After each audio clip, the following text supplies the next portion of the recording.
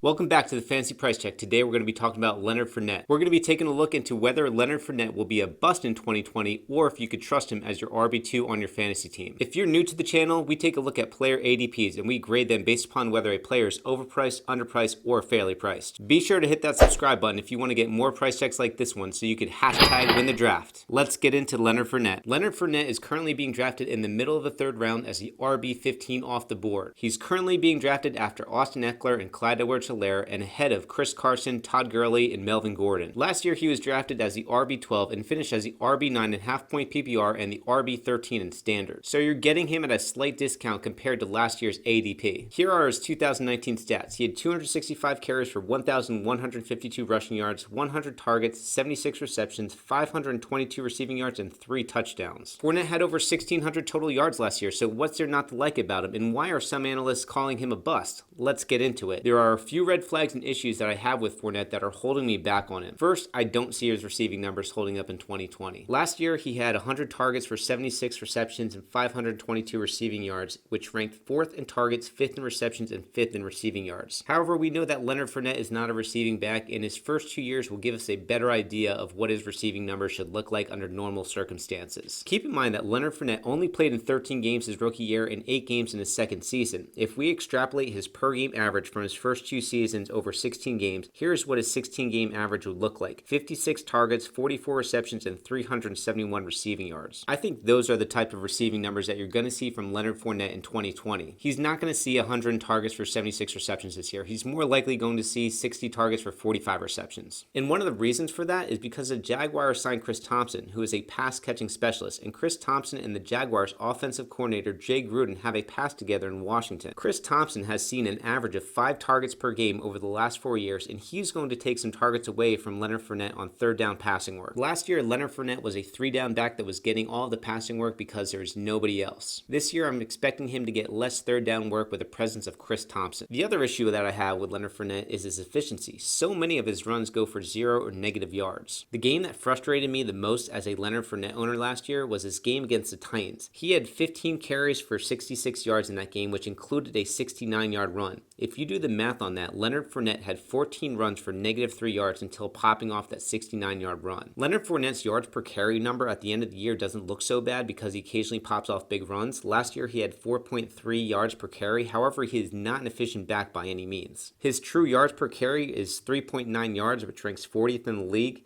His big run rate is 4.2%, which ranks 23rd. And his yards created per touch is 1.4 yards per touch, which ranks 44th. Some of that is due to poor offensive line play, but I'm just not overly impressed with Fournette as a runner. The only way Leonard Fournette makes up for his inefficiency is with volume, and that's what you're getting with Leonard Fournette. You are drafting him because of his volume. If Fournette plays 16 games, he should be due for 250 carries, 1,000 rushing yards, 45 receptions, and 300 receiving yards. A baseline of 1,300 total yards is a very nice baseline for a third-round pick. And Fournette doesn't have any competition for carries because the guys behind him are no threat to his workload. The other issue that I have with Fournette is that Fournette has not been a touchdown monster either. He's had 17 total rushing touchdowns in his career.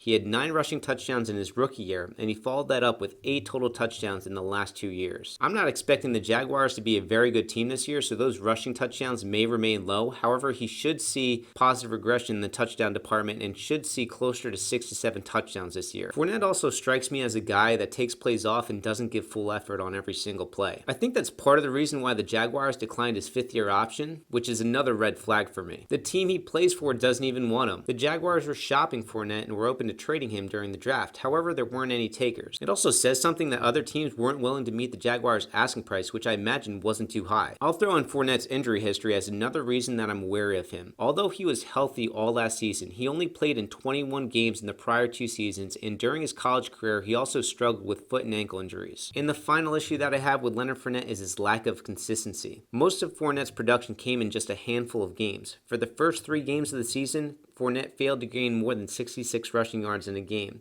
He finally got going in Week 4 against Denver, posting 225 yards, and then turned in several solid games after that.